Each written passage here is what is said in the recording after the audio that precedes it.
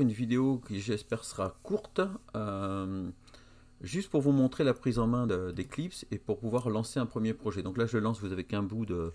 parce que j'ai pas capturé l'ensemble de mon écran. J'ai téléchargé la dernière version d'Eclipse pour mon Mac, elle date de septembre 2021. Mais peu importe, de toute façon, pour ce qu'on va faire, n'importe quelle version d'Eclipse fonctionnera. Quand vous lancez Eclipse, vous arrivez normalement là-dessus ou quelque chose qui approche. De toute façon, nous, ce qui nous intéresse ici, c'est de créer un projet. Donc, je vais vraiment vous montrer les choses de base. Je ne vais pas rentrer dans le détail d'Eclipse parce que c'est un outil professionnel avec plein d'outils. C'est pas qu'un IDE. C'est pas un éditeur, loin de là, et c'est plus qu'un IDE, puisqu'il y a des notions pour optimiser le code, les fuites de mémoire, des tests unitaires qu'on verra plus tard. Mais bon, j'aborde pas, donc là c'est juste comment on fait un projet. Donc File, New, on fait Java Project, il y a plein d'autres choses qu'on verra plus tard, toujours pareil que vous devez reconnaître, mais ici nous on veut faire un projet Java. On va l'appeler test de Hello. Donc là il me dit qu'il y en a déjà un, donc on va mettre 2021. Ça me dit à quel endroit ça va me le stocker, donc regardez bien quand même pour retrouver où il vous le met. Là ça me donne la version de Java utilisée. Faut savoir qu'en fait c'est la 8, hein. Avant c'était en version décimale, c'est-à-dire que Java utilisait 1.1, 1.2, 1.3, 1.4. Et à partir de la version 9, ils sont passés 9, 10, 11, 12. Et maintenant c'est une version tous les 6 mois. Donc j'utilise la version 8, donc 1.8 mais c'est la version 8 parce qu'elle me va très bien. C'était celle qu'on utilisait il y a quelques temps. Elle est toujours très utile, très stable. Il y a des fonctionnalités bien sûr en plus sur les autres, mais qui ne nous serviront pas. Et surtout, il y a des choses qui pourraient ne pas correspondre à ce que je vais vous montrer. Donc s'il y a un souci, vous partez sur la 1.8, comme ça vous avez la même version que moi. Ça veut dire que ça va créer un répertoire séparé pour le fichier source, donc ce que vous allez écrire en Java, et les fichiers classes, qui sont le code généré par Javac, le pseudo-compilateur, pas tout à fait un compilateur dans le sens où il ne génère pas vraiment un code exécutable par la machine physique, mais la machine virtuelle. Bon, pour les puristes, donc ce n'est pas un compilateur. Mais bon, pour nous, on va dire que ça génère un point classe et que le point classe est exécuté, non pas directement par la machine, mais par la fameuse la machine virtuelle de Java. Ensuite, donc, on fait suivant, tout simplement, ça va créer le projet. Donc on arrive ici, test Hello 2021. Quand j'ouvre, j'ai mon environnement, donc ça le JRE, c'est l'environnement pour Javac, pour la compilation. Il a tous ces petits outils, on n'y touchera pas. On va le laisser tranquille, on voit bien qu'on a la version 8, 1.8. Et on va dans les sources qui sont vides. Donc on va créer une classe, pourquoi? Parce que de toute façon on est obligé. En Java, pour créer un projet, il faut forcément qu'il y ait une classe. Et il faut forcément qu'il y ait une classe qui contient une fameuse méthode qui s'appelle la main. Méthode principale. Donc on peut avoir plusieurs classes, on peut avoir 10, 15, 20 classes, mais il y en a une qui contient la méthode main. Donc nous, comme on va créer qu'une classe, ben, cette classe contiendra la méthode main.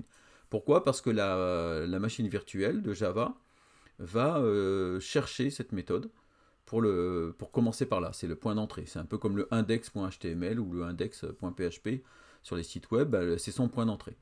Donc ici, on va créer donc une classe.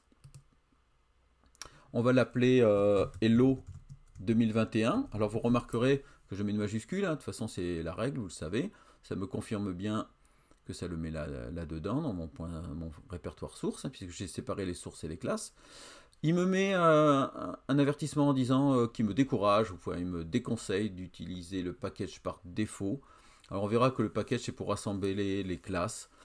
Bon, pour nous, dans un premier temps, si on fait default, c'est pas gênant, mais bon, on va lui mettre hello, il va être content. Voilà. C'est juste voilà, c'est un nom de paquetage dans lequel on va rassembler nos classes, mais nous on n'en a qu'une là, donc c'est vite rassemblé. Cette classe, elle sera publique.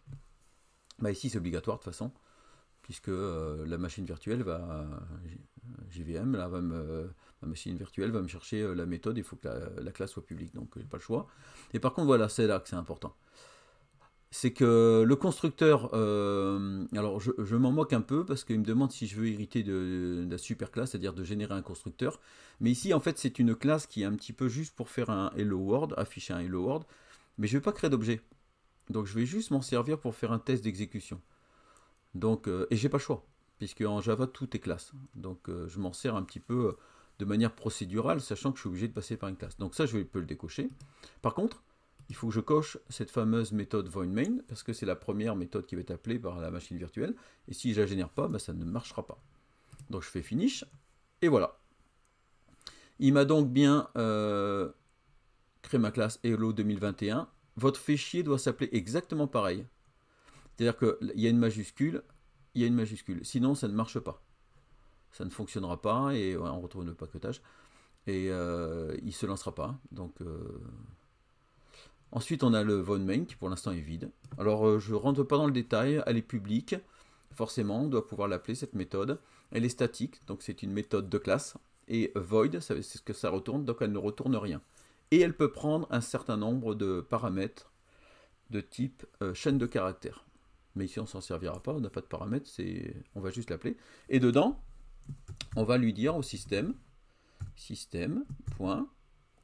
Donc système, c'est une classe qui permet donc de gérer tout ce qui est système, c'est-à-dire l'affichage, l'accès au disque dur, enfin tout ce qui est système.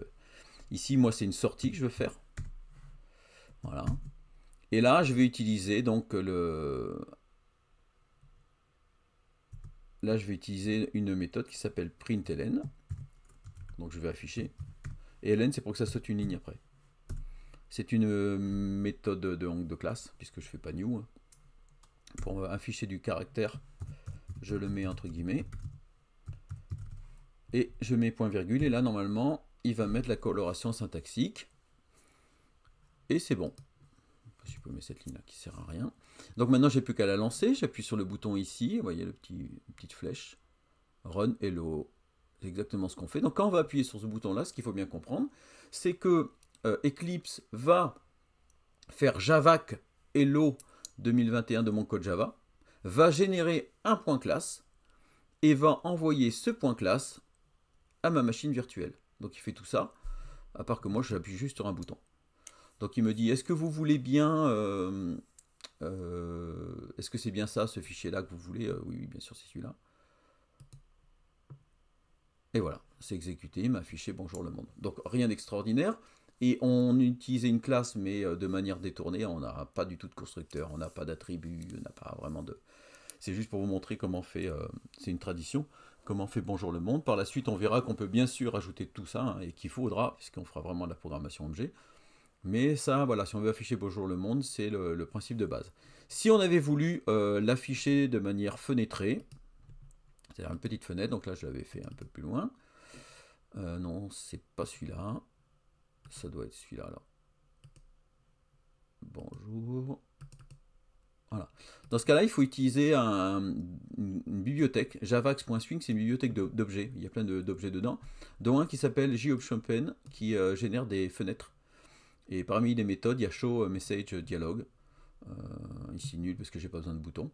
Et qui m'a affiché cette fenêtre. Donc si je veux l'exécuter, je fais clic droit. C'est une autre... Bon, c'est pareil, hein, soit je double-clique sur le projet pour le rendre actuel, soit je me mets sur une classe et je fais run, et elle va se lancer.